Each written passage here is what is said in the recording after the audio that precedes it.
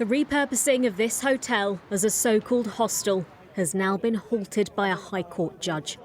And in Epping, they're elated, believing they have now set an example, as a temporary injunction means asylum seekers will no longer be housed at the Bell Hotel. We put a lot of work into this by protesting every week and getting out there for the safety of our children and our community. This is what the people of Epping have done. They've made a change, they've come out, they've stuck together. The community has showed how passionate we are, and that is what's getting this shut down. The government is going to wake up tomorrow, the Home Office is going to wake up tomorrow and realise what a seismic ruling that was today. The job is done. I'll go to every hotel around the country. I'll go around the whole country and do the same. I will support every single hotel in every single town, city in England.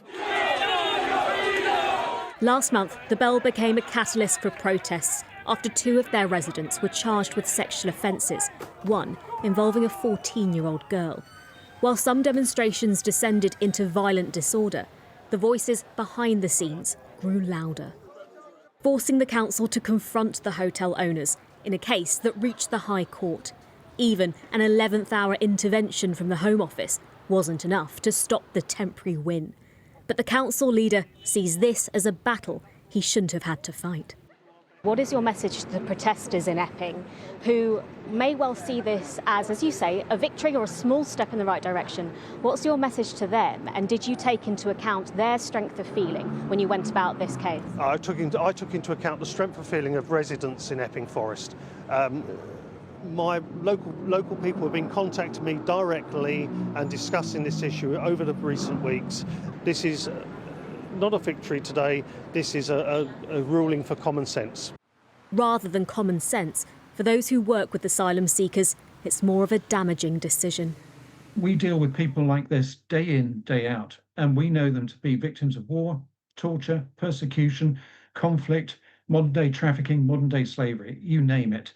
And to put them in a position like this, where they're under threat, is absolutely abysmal. It makes you think, where's the compassion? Where's the kindness? Where's the decency? And the problem with this is, if violent disorder works here, where does it stop? But others have already been inspired. Sky News has learnt of more local authorities planning similar action. Many will be wondering if we'll start to see a ripple effect of other councils across the country seeking to block hotels in their area.